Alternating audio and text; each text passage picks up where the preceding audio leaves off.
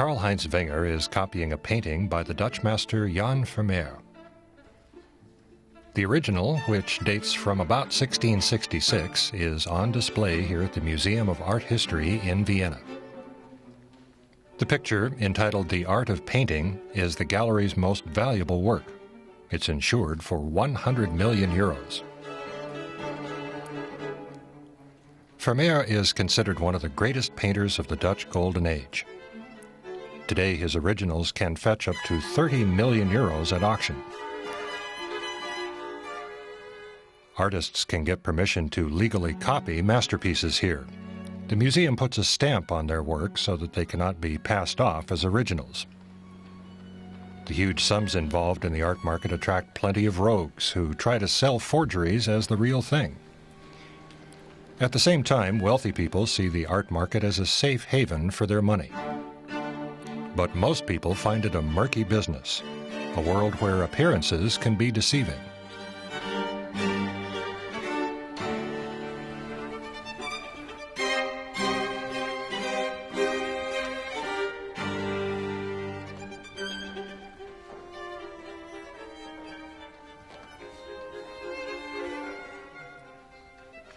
Karl-Heinz Wenger is a passionate painter. Although he's from Austria, it is the Dutch tradition that he admires most. We know very little about Vermeer, and I probably know even less than the experts. But it's not his life that interests me so much, but his style, his brush strokes, his technique. You can see a reflection of the artist in his work, in the delicacy of his style. You can get a feeling for that from his brush strokes. Das kann man erahnen dann in der Pinselführung.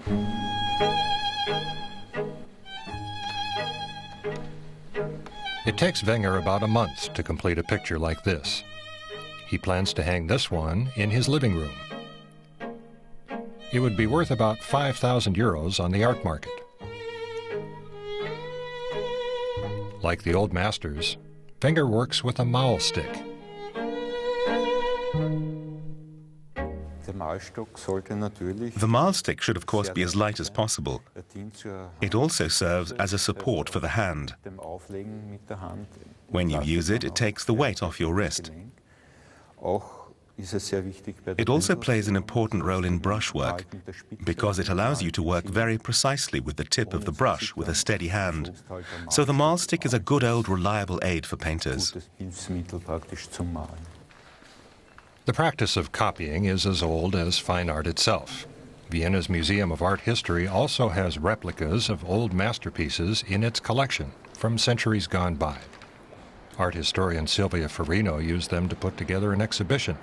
It was left up to the visitor to distinguish the original from the copy. If I have my own idea and make something of it, the process is a very creative one, very unconstrained. But if I am copying an existing painting, it's different. I have to stick to certain specifications, so I have a less creative brush stroke. Art historians from earlier generations used to compare the original to an organism and the copy to a machine to illustrate the difference between the processes.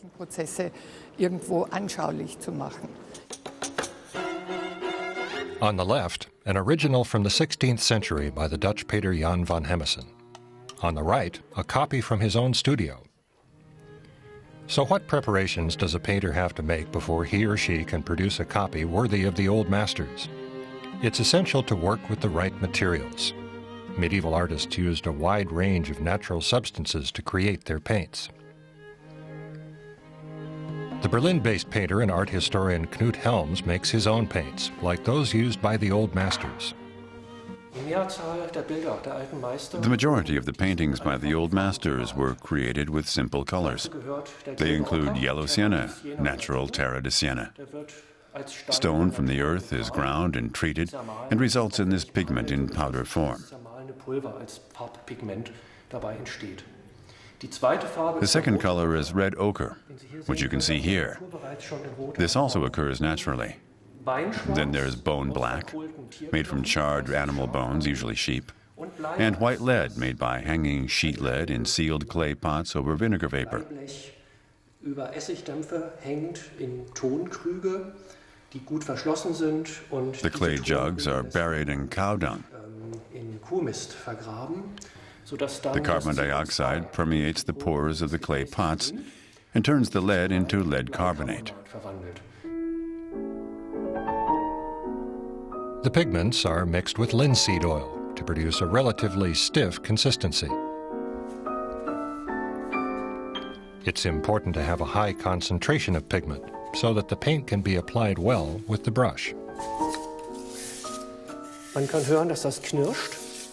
You can hear it scraping. It's still too coarse. The paint isn't ready yet. Nun nimmt man einen So you Reibstein, take a rubbing stone made of hard Swedish granite. schwedischen Granit besteht. Das heißt, dieser In other grobe words, Farbbrei this rough-colored mash, which is still not good enough for use as an oil paint, mit diesem Stein auf der has to be Platte ground with this stone. And that's das physically exerting. erfordert körperlichen Krafteinsatz.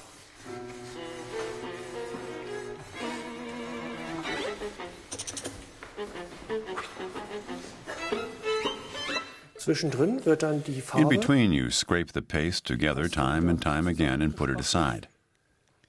Then you take ever smaller amounts and thoroughly grind them again. kleine Mengen und reibt diese pro Zeit noch einmal gründlich an.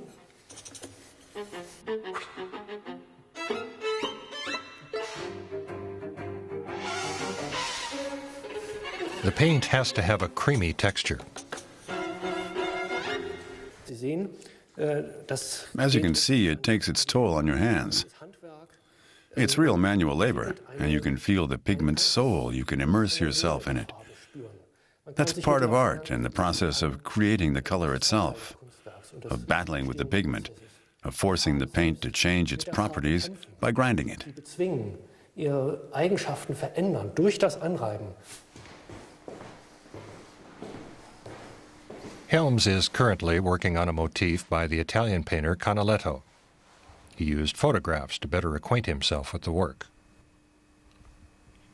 But it's also essential to see the work in the museum, to study the original and its various nuances of color. Sie sehen ja, wie ich hier gerade gearbeitet habe. As you can see, I've been working here with thin coats of glazing paint on an already existing base, which has already been given several coats of colored glazes of various hues. Das Licht dringt durch verschiedene The light permeates these transparent layers of color. It gets refracted, reflected, changed. Depending on the colors beneath or above them, the colors have completely different effects.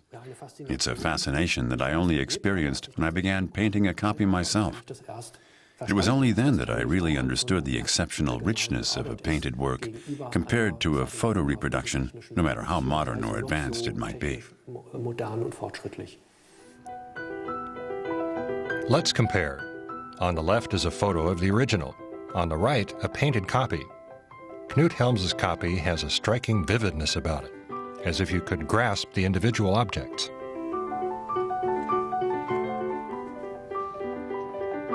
At the State Art Gallery in Karlsruhe, art historian Ariane Mensker compares originals with copies. One German painter whose works have been much sought after by collectors for centuries is Albrecht Dürer. His master print, Night, Death, and the Devil, dating from 1513, was reproduced in oil around 1600 by Johann Gemminger. Gemminger transposed the smaller print onto a large-scale canvas. Dürer's case is of special interest. We know he was adamantly opposed to copies. He was one of the first artists who practically copyrighted his own works, and he took action when his signature or artworks were copied. This painting was done 2 generations later, so Dürer could not defend his rights. What's also very interesting is that Gemminger never pretended to be Dürer. As you can see, he did not include the monogram or signature in his copy. It doesn't claim to be something that it isn't. Also, es gibt nicht vor, etwas anderes zu sein. It was not until 1837 that Prussia introduced a new copyright protection law. The fact that copyright was frequently breached is illustrated here at the Museum of Art Fakes in Vienna. Here, for example, is a drawing by Da Vinci, on display beside a doppelganger from the 1990s. Despite the deceptively realistic signature, this is the work of a swindler. It's a forgery of the Italian master by an Englishman named Erich Hebborn. Museum director Diana Groba is happy about every new acquisition produced by a con man.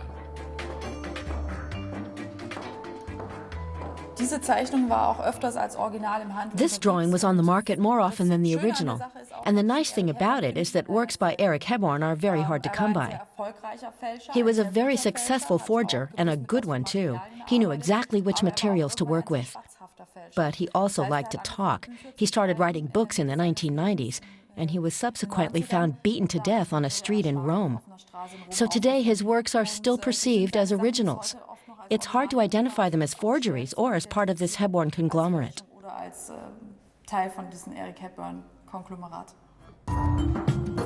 Forgers often claim that their intention is to expose the hollow world of the art market. They say buyers and sellers are only interested in money and big names, and not the true quality of an artwork.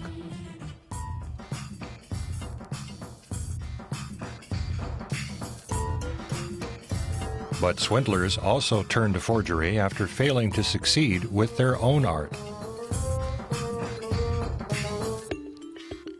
The Englishman Tom Keating also made a name for himself as a forger.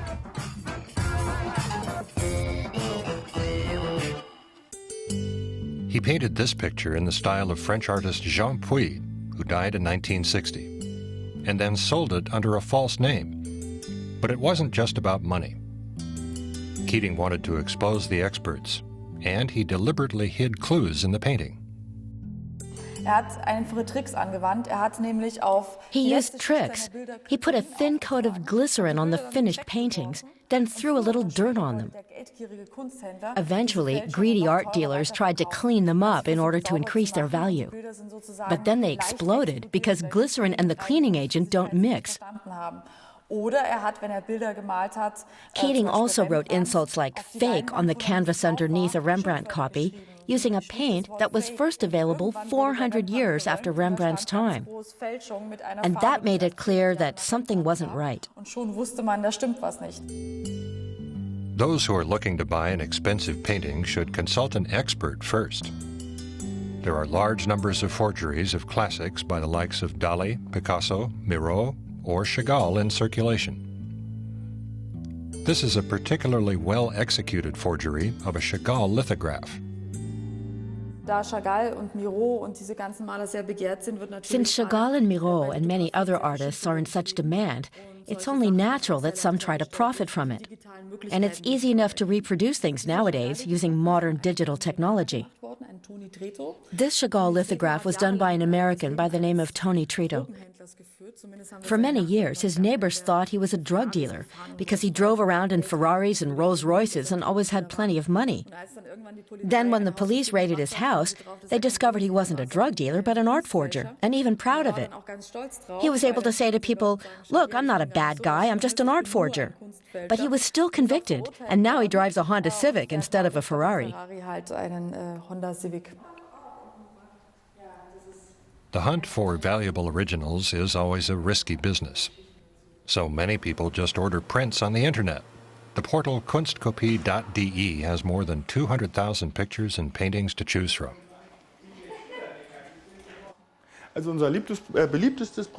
This is our top seller, the canvas print. The picture is printed straight onto a linen canvas, then finished with a varnish and stretched over a regular frame. The wire is already attached, so the customer can take it home and hang it right up. A picture like this costs about 120 euros. The company produces about 30,000 pictures a year and sends them all over the world. Oh, yeah.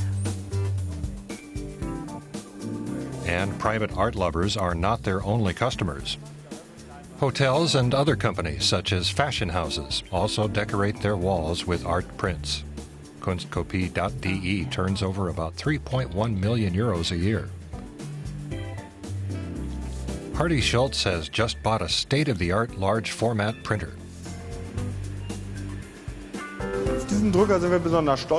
We are very proud of this printer because it allows us to print on various flat surfaces or materials, such as aluminum alloy plates, which are all the rage in living rooms at the moment, or acrylic, which yields a very reflective and attractive surface. We can also print straight onto glass or stone, and we've also been testing wood. Art prints may be sold legally only when the artist has been dead for at least 70 years, or when the reproduction rights have been sold or relinquished. Hardy Schultz is thrilled that he's been able to sell prints of works by the popular German expressionist Paul Klee since the beginning of 2012. An internet customer can see how the Klee artworks would look on various backgrounds and test the effect of the picture before buying it. But how are prints like this made?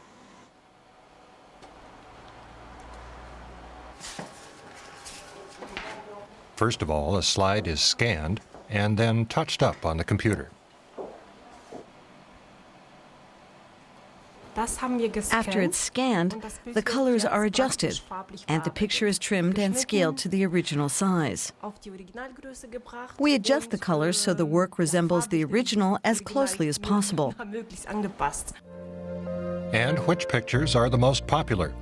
In third place, Red Poppies at Argenteuil by French Impressionist Claude Monet. The second most requested work is Girl with a Pearl Earring by Jan Vermeer. And topping the list last year, The Kiss by the Austrian symbolist Gustav Klimt.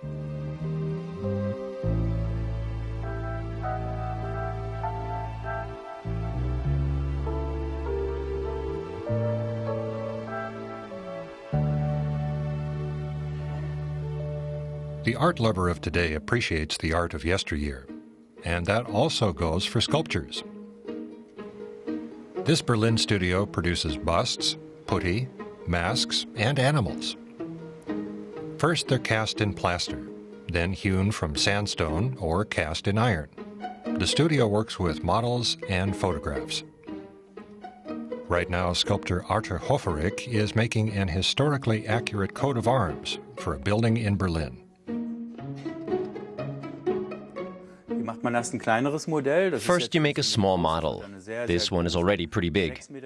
Eventually, it will become a nearly 7-meter-high group of figures. First, we recreate it in clay based on a historical photo. And just as I'm free to interpret Bach on the piano, I have some room for interpretation here as well. So viel Spielraum habe ich in der Interpretation hier auch. The sculpture's dimensions are measured based on an exact sketch. Then, step by step, the small model is copied on a larger scale.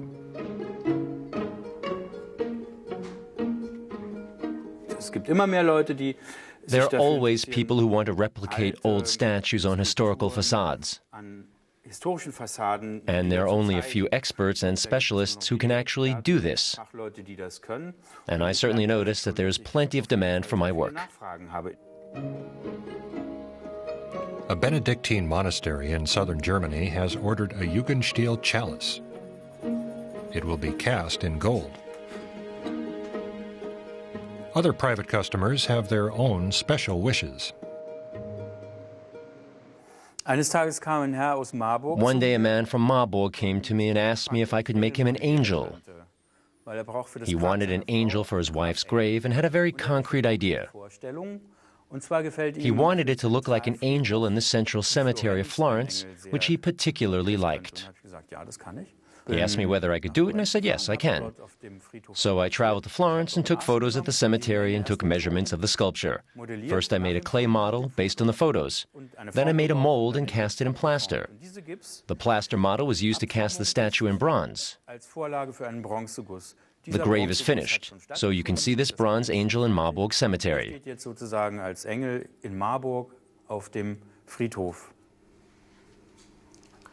This one here would cost about 80 to 100,000 euros. From the model to the plaster cast, the bronze is extra, about another 40,000. Modern art is also writ large in Berlin.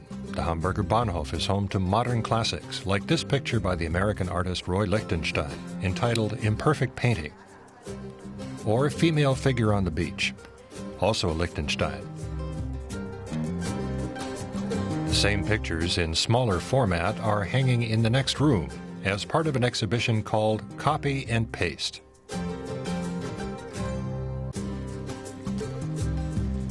They were painted by local high school students, including Isabel Keltz and Jenny Kovalevsky. Not everybody can say they've forged a painting that was then put on display in a famous museum. It's a fantastic feeling.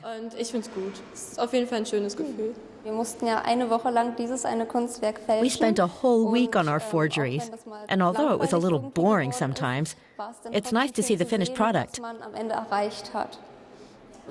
Each picture has its own degree of difficulty, but I didn't find this one particularly hard. Classmate Jessica Just decided to copy a work by the American pop artist Keith Haring. This one here is not the original.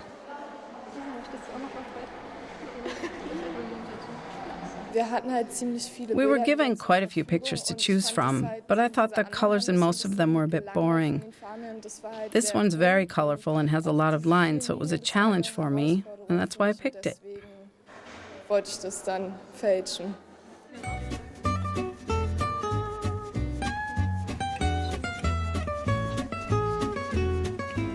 Eugen Blume, director of the Hamburger Bahnhof Museum, was convinced of the merits of the educational concept from the word go.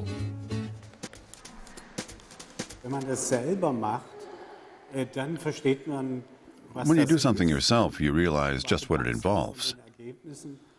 And I must say I was delighted with the results and the idea of putting them on display. But some people find it confusing. They're not sure what it's all about. We've placed the copies almost directly beside the originals so that you can actually examine the quality of these forgeries very closely.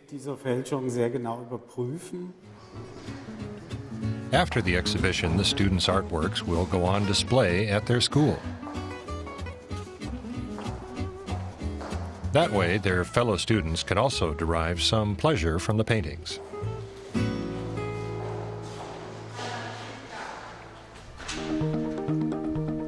Art 5 Limited in Leipzig shows how to make money with copies.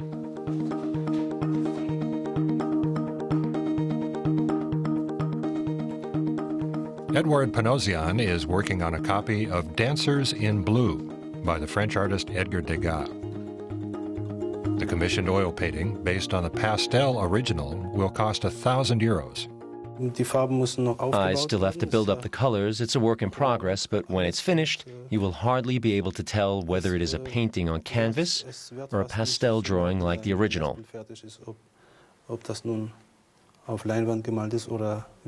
Reproducing a pastel drawing on a canvas was an interesting challenge for me.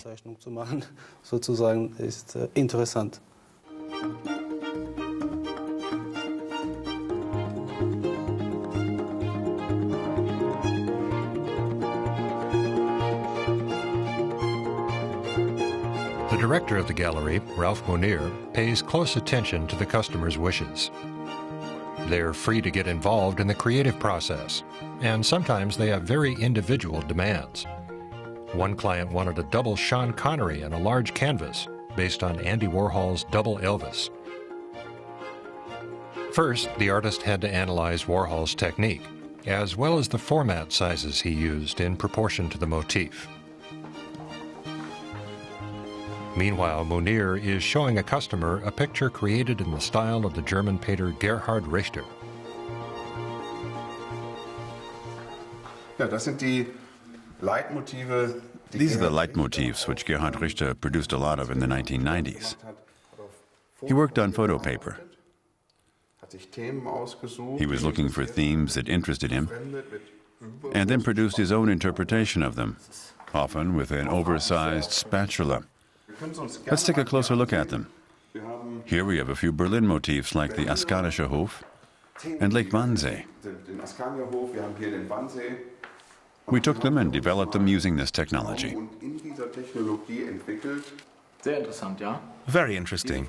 This blend of architecture or architectural motifs and modern painting. It's very nice. Yes, I think I'll probably buy the picture. It would look good at home.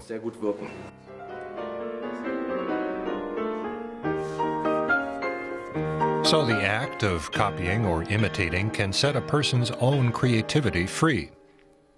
And creating an exact copy is the first step toward learning a craft. Practice makes perfect. Even the old masters had to start somewhere.